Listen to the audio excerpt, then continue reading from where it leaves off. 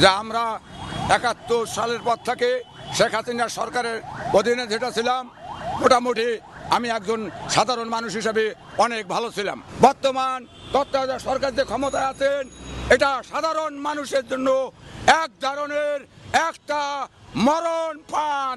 এখন আমি যেটা লক্ষ্য করতে দেখছি বর্তমান সরকার প্রধান যে ক্ষমতায় আছেন আমরা তার কাছে আমরা পুরোপুরি স্বাধীনতা ভোগ করতে পারছি না।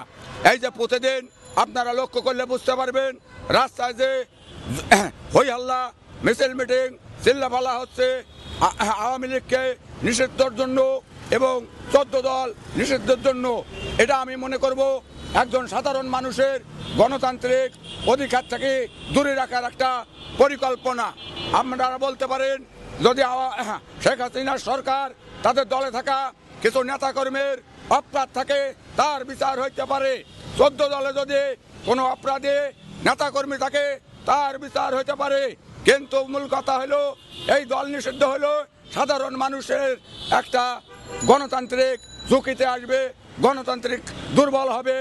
আমি বর্তমান যেটা লক্ষ্য করলে বুঝতে পারলাম আমরা কিছুদিন আগে বিএনপির ফাঁদে পা রাখছিলাম, তার পা রাখলাম শেখ হাসিনার সরকারের। এখন আমরা যেটা দেখতেছি বর্তমান তত্ত্বাবধায়ক সরকার যে ক্ষমতায় আছেন এটা সাধারণ মানুষের জন্য এক ধরনের একটা মরণ পান। এখান থেকে বেরিয়ে আসা দরকার সাধারণ মানুষের। আমরা বর্তমান জীবন জীবিকা সাধারণ মানুষ অনেক ঝুঁকিতে আছে। একজন সাধারণ মানুষ আগে যে আয় করছিল এখন সে আয় অনেক নিচে নামে আইছে। এই আয় দিয়া ওই পরিবারকে তারা পরিচালনা করতে পারছে না। এই জন্যে পরিবারের সদস্য তারা পরিবার থেকে এখন আলাদা হইতেছেন। মূল কারণ হলো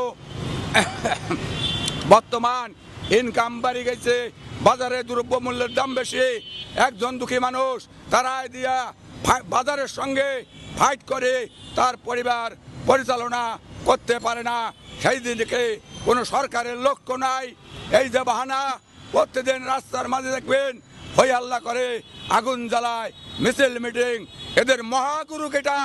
এই মহাগুরুকে চিহ্নিত করে তাদেরকে শাস্তির আওতায় নিয়ে আসার জন্য সরকারের প্রতি বিনীতভাবে প্রার্থনা করছে।